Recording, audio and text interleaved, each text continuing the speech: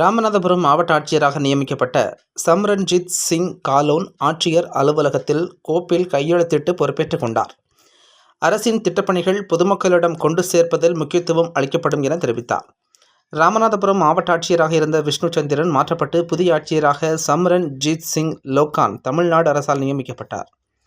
இதனைத் தொடர்ந்து இன்று காலையில் மாவட்ட ஆட்சியர் அலுவலகத்தில் கோப்பில் கையெழுத்திட்டு ஆட்சியராக சம்ரன்ஜித் சிங் லோகான் பொறுப்பேற்றுக் கொண்டார்.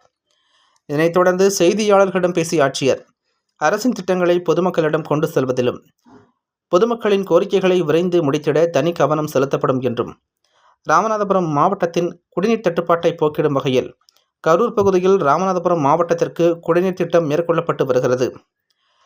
இந்த திட்டம் விரைந்து முடிக்கப்பட்டு குடிநீர் தட்டுப்பாடு இல்லாத மாவட்டமாக மாற்ற கவனம் செலுத்தப்படும் என்று அவர் தெரிவித்தார். நம்ம ராமநாத பொறுத்தவரை எல்லா கவர்மெண்ட்டோட ஃப்ளாக்ஷிப் ஸ்கீம்ஸ் நம்ம மக்களுக்கு கொண்டு போகிறதுக்கு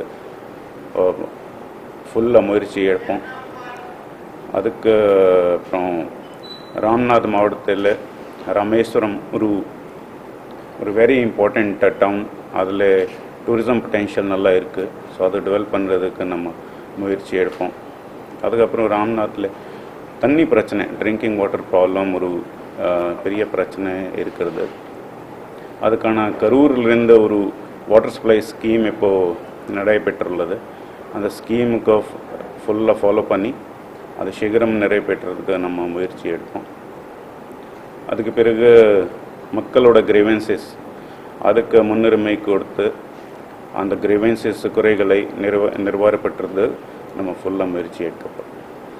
ஸோ இதுக்கான உங்களுக்கு எல்லாரும் கூட ஒத்துழைப்பு நான் கேட்டுக்கொள்கிறேன்.